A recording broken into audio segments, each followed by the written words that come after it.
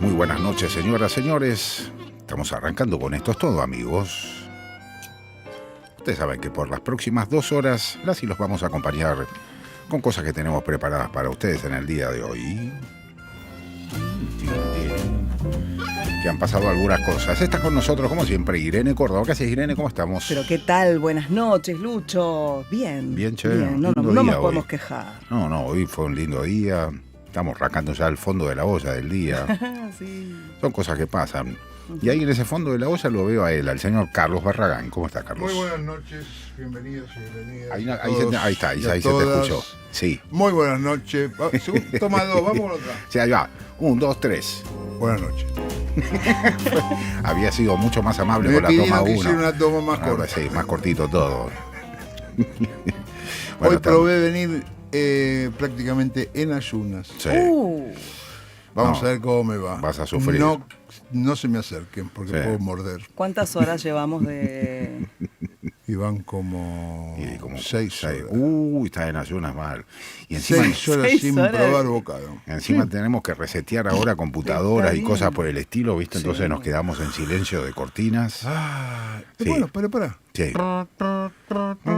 No, vos hablás. Vos hablás y yo te hago Dale, la cortina. 1, 2, 3. Muy buenas noches, señoras, señores.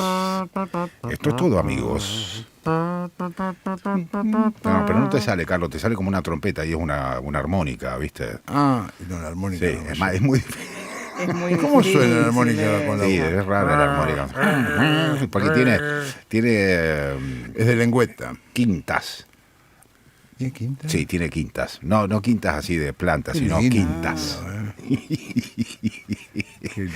Cositas de la música. Qué lindo tener quinta. Sí, me encanta. Cosa muy de los abuelos que tenían quinta. Exactamente, donde tener los alimentos ahí. Abuelo italiano. Sí. No. Quinta de fin de semana. Sí, claro, donde tener los... ¿Cómo los alimentos? No, tener una quintita donde tenías la lechuga, la No, remolacha. eso no. Eso La no. casa quinta. Sí, Claro. pero también nace de ahí la idea de la casa quinta. No, pero si vos vas el fin de semana Sí. no lo tenés plantada. Sí, ¿por qué no? Va y juntar las verduras y listo. Pero ¿quién te las cuida, Lucho? No, la naturaleza. Bueno.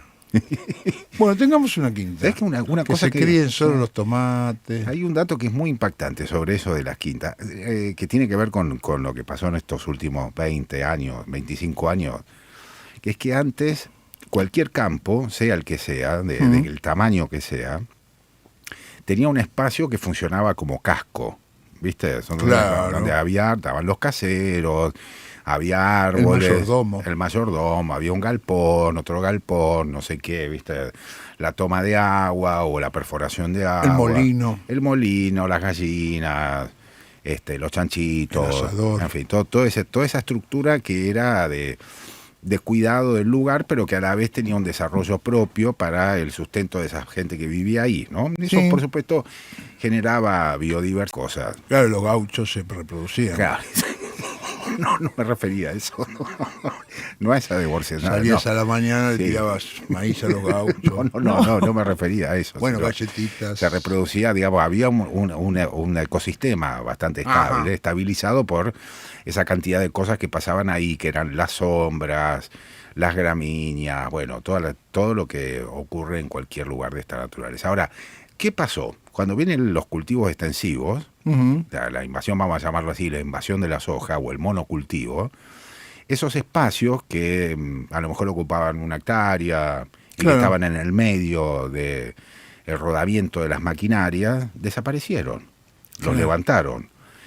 Los levantaron y pues sembraron sencillamente cualquier de estos monocultivos extensivos que hay, llamémoslo soja, girasol, maíz, Sorgo, granífero. sí, sorgo, alfalfa, qué sé yo, cualquiera de los cultivos, fundamentalmente la soja. Ahora, lo impactante es el volumen de gente, son más o menos 250.000 personas que en la zona núcleo, o sea, el sur de Santa Fe, sur de Córdoba, norte de Buenos Aires, o gran parte de la provincia de Buenos Aires, se fueron a vivir a los pueblos. Ajá. Porque sencillamente su espacio de vida desapareció. Uy, qué loco. Mucha gente, el mucha volumen. gente. Sí, eso fue lo que una de las consecuencias que hay. Qué triste. Sobre el monocultivo. Sí, o sea... Bueno, algunos siempre está el que ya está podrido y se quiere ir a vivir al pueblo, pero... Sí, eso cuando la salud no da más, ¿viste? Cuando el cuerpo te empieza a acusar, decís, me voy a vivir al pueblo, Se porque van, sí. ya te cuesta mucho agacharte, ¿viste? Te empieza a costar esas cosas, y por ahí no... Si te caes porque pisaste un pocito, bueno, ya es un problema, entonces conviene estar en un pueblo. Eso es muy común a determinada edad.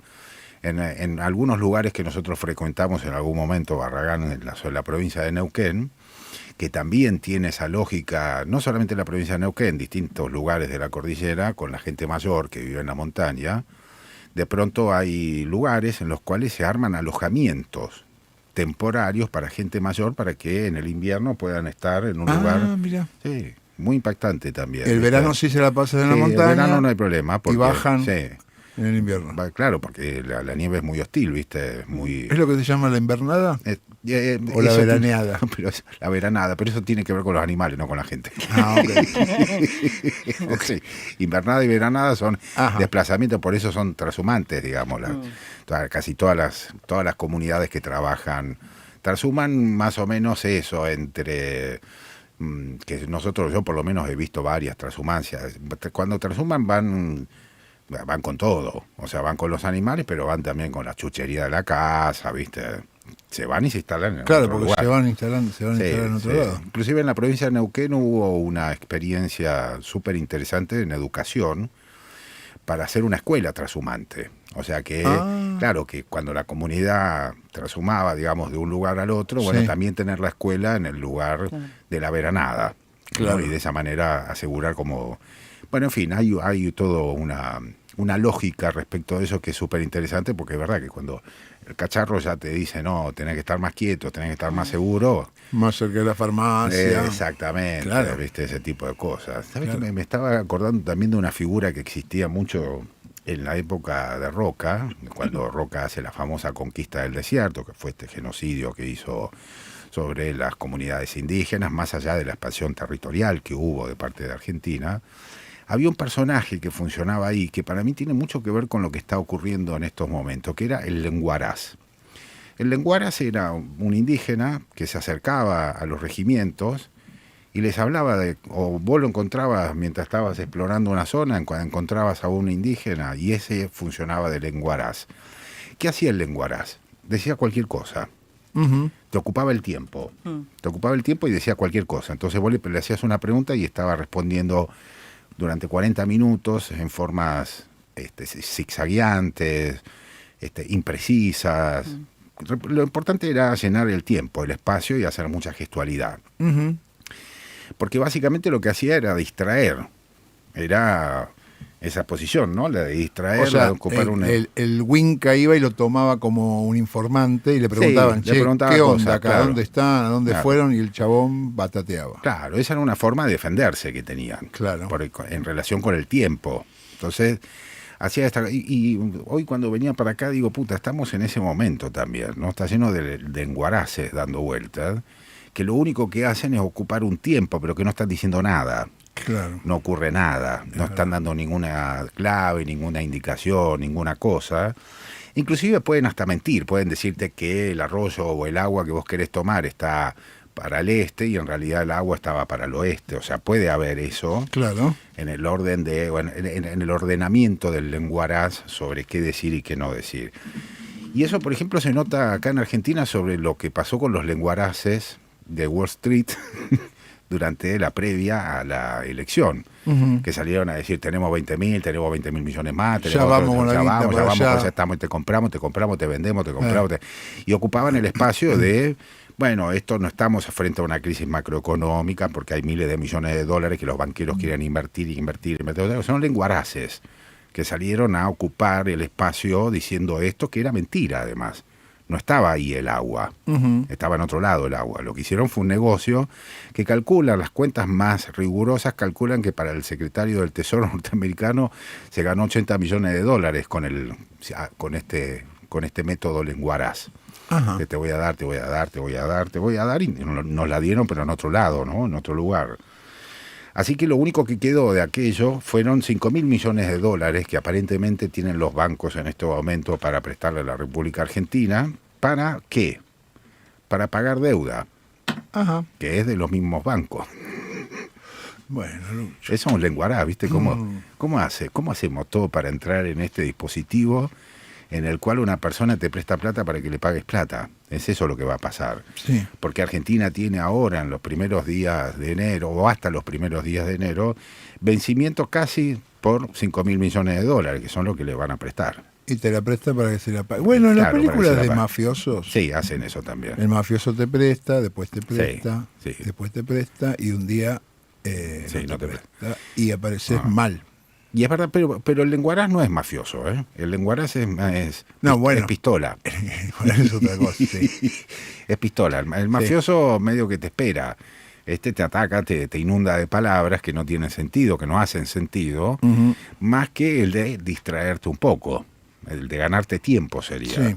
Por eso Argentina está en esa situación con el lenguaraz Besant, que dijo, sí, 20.000 millones, y después Caputo también, 20.000 millones, no, sí, nos lo van a dar. Y resulta que hasta ahora lo que va a venir, porque el 9 de enero están estos vencimientos, este vencimiento de 4.300 millones de dólares que tiene que pagar Argentina, más 300 millones por otro endeudamiento con organismo internacional, más 450 millones con otro, o sea que esos 5.000 millones de dólares se van al toque, se llegan hasta enero. O sea que estamos en una situación... Ay, que no se los gasten otra cosa antes también, porque Toto, ¿viste? Capaz que se la gastan otra dice, cosa. no, bueno, y si hacemos otro bono... Sí. Ahora, Trump también es un lenguaraz. No solamente Scott Bessent es un lenguaraz, sino Trump, que el otro día, el fin de semana, pasó bastante desapercibido, pero en un momento lo agarra a Bessent y lo empieza a gastar, ¿viste? Tremendo fue. Le dice, te voy a echar, te voy a tener que echar. Te voy a tener que poner una patada en el culo, cosas así, le dijo. Le dijo, literal. Eso es literal, ¿eh? Es literal, por eso. Y ocupaba el tiempo hablando sobre la situación de las tasas en Estados Unidos y demás. Andá a saber si es verdad o mentira. Dijo cosas que no... Sí. Además de que te voy a echar es un inútil. Eso es un inútil.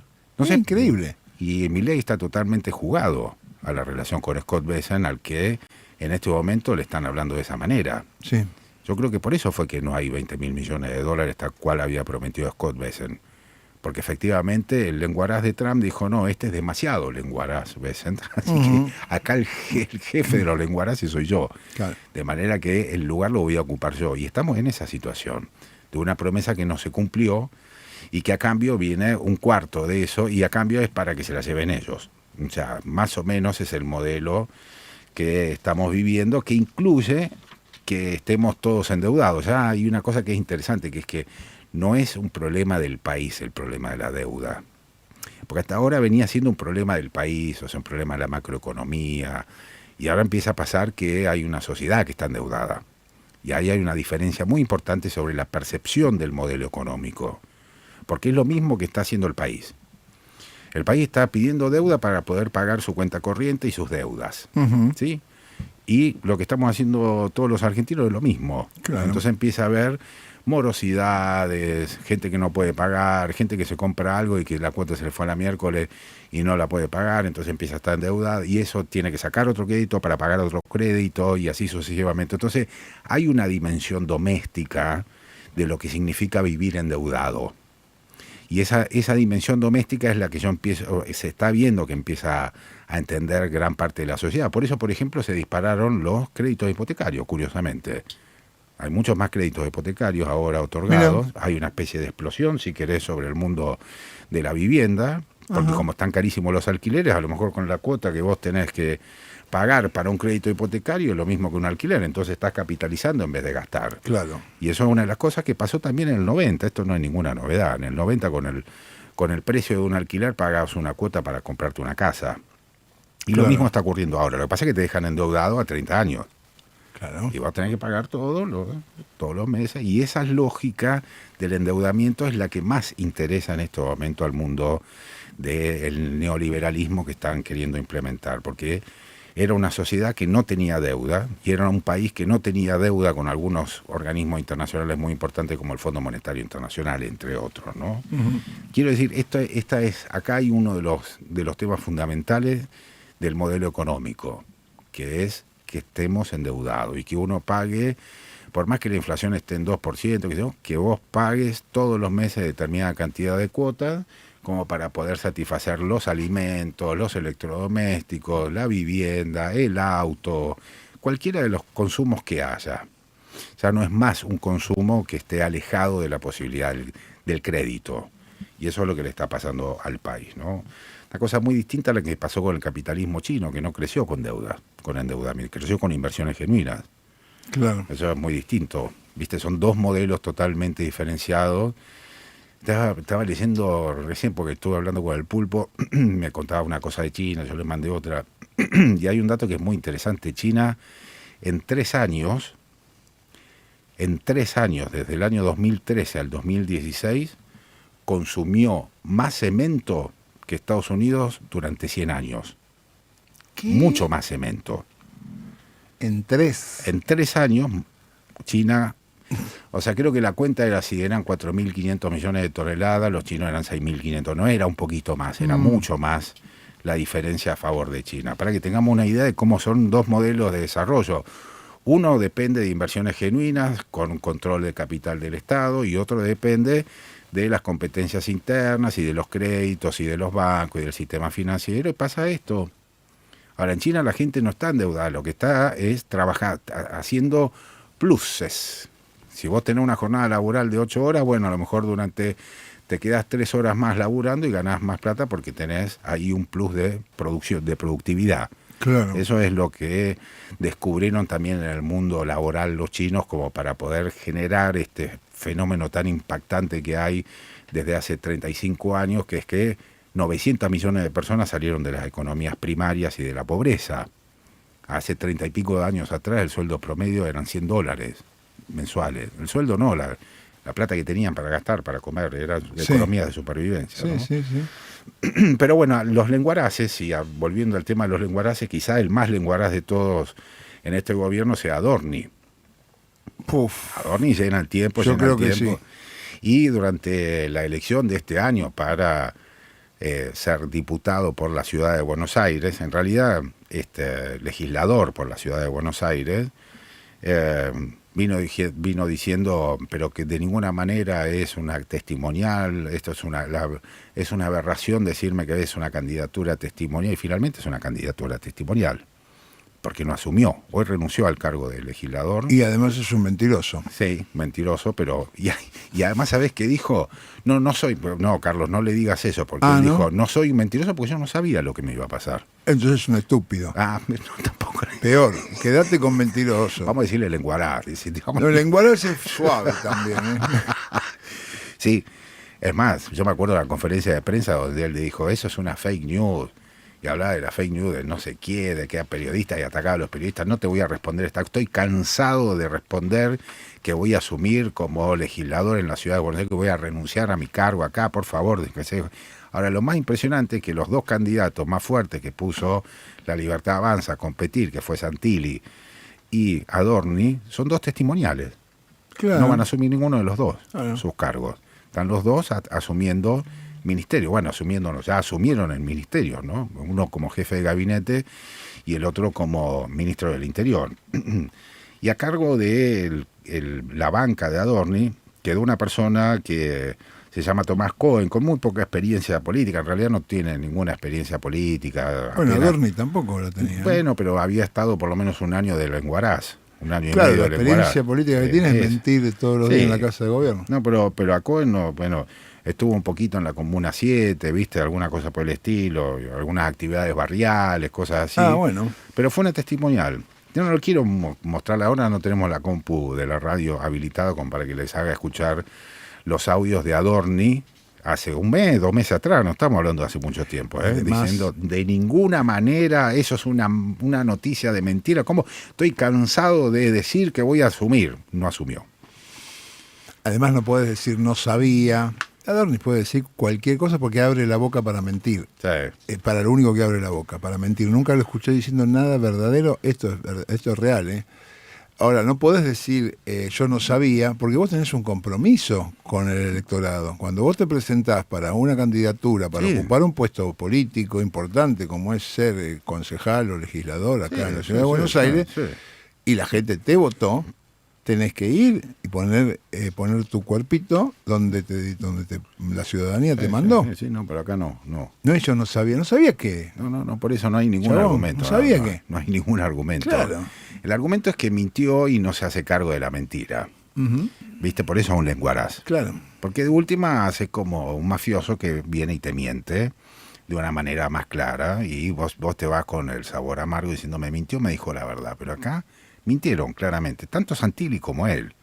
Y eso es lo que me parece, como Adorni, eso es lo que me parece interesante en este momento para entender el nivel de ética que manejan estos tipos. Claro. Pueden decirte mentiroso, y vos le estás diciendo una cosa que es verdad. Sí. Sí. Literalmente. Es decir, bueno, estamos en ese momento de muchas injusticias. Estamos muchas reseteando. Cosas. Sí, estamos reseteando. Además, Estamos reseteando. Es reseteando porque con mucha injusticia. Hay una cosa que, ya que hablábamos de las quintas hace un rato, hay una cosa que en un momento miré de cerca, por laburo, por esta cosa, que era todo lo que pasaba con lo que se llama agricultura familiar. ¿Viste? Que empezó a desarrollarse, fue un impulso muy fuerte, se creó, digamos, un lugar específico dentro del SENASA para generar excepciones impositivas y arancelarias, diferenciando lo que es una economía familiar, una economía productiva familiar de una economía productiva industrial, ¿no? Uh-huh. Entonces, qué sé yo, vos de pronto hacías chivos, criabas chivos. Y pensé que hacías chivo acá. No, chivo o chanchito, qué sé yo, hacías chancho en economía. Una producción. Una producción familiar. Donde estaban los hijos trabajando, los tíos. Una chacra. Sí, exactamente. Lo que eran las quintas, pues. La quinta. Tenés 10 chanchos, tenés un terreno con zapallo. Bueno, con entonces, tenían excepciones, digamos, ¿no? Para poder funcionar sin tantos controles, sin tantas exigencias para el transporte, el traslado, que yo todo muy trabajado y muy personalizado. Por eso cuando lo vi en funcionamiento dije, mira qué interesante, porque toda la gente que estaba dentro de economía de agricultura familiar tenía mucho contacto con los funcionarios que iban gestionando estas posibilidades de zafar de cosas que no hacían a la esencia de la cuestión, ¿no? En el medio uno imaginaba que esto se iba a continuar. No, el gobierno decidió, en el medio, o sea, a la semana pasada le levantaron excepciones, le metieron, mejor dicho, le pusieron excepciones impositivas a Mercado Pago por 50%. Son más o menos 350 millones de dólares que le hicieron ahorrar. Para que no gasten impuestos, Galperín. Para que no gasten. Y ahora, y le aumentaron los impuestos a los de la agricultura familiar. ¿Vos podés creer? ¿Aumentaron los impuestos ahí? Le aumentaron los impuestos, le levantaron, con todas disposiciones bastante, estuve leyéndolas porque salieron publicadas hoy en el boletín oficial, las nuevas disposiciones del SENASA respecto a la agricultura familiar. Sí, le empiezan a molestar, le empiezan a armar quilombo porque no quieren esa recomposición, quieren que la cosa sea corporativa. Claro. Que esté en manos de grandes corporaciones y que de ahí, si vos querés tener chanchito, bueno, vas a tener que competir con una corporación, no con otro tipo que tiene chanchitos en el pueblo de al lado, o con otro tipo que hace quesos artesanales en el campo de al lado. Vas a tener que competir con la gran industria de quesos. Y eso es lo que me parece también parte de este malestar que se está generando permanentemente en la economía. Un malestar que se está viendo en algunos lugares del gobierno. Creo que el más claro tiene que ver con la pelea de Bullrich con Villarruel. Una pelea de fondo, podemos decir, que hay ahí. Sí, se están agarrando de las mechas. De hecho, estaba claro, ¿no? Todos estábamos esperando que eso se sustancie y ahora ya tiene que ver con la intención de desplazar a Bartolomé Abdala como presidente provisional del Senado, una persona que es cercana a la Villarruel, y Karina Milei dijo que no, que se vaya de ahí. Entonces, bueno, son internas, triquiñuelas, trapisondas que están haciéndose, porque no es un grupo compacto el gobierno, tiene muchas internas, se está viendo en este caso entre la vicepresidenta y una senadora como Bullrich, más allá de lo que está pasando con Santilli, al que le recortaron varias cosas. ¿Viste que Santilli ahora va y se reúne con los gobernadores directamente en las provincias? Porque parece que lo tenía Adorni pegado. Claro, que tenía pegado en la oficina, en la misma oficina, creo que tenía. Entonces le interceptaba todo el tiempo las conversaciones, los diálogos políticos. No, Santilli, no digas eso. No diga eso, lo desautorizaba. Santilli, no diga boludeces. El tipo agarró y dijo, me cansé de esto, me voy a las provincias directamente, que no quiero estar custodiado por alguien, ¿no? En la función. Así se llevan. Y bueno.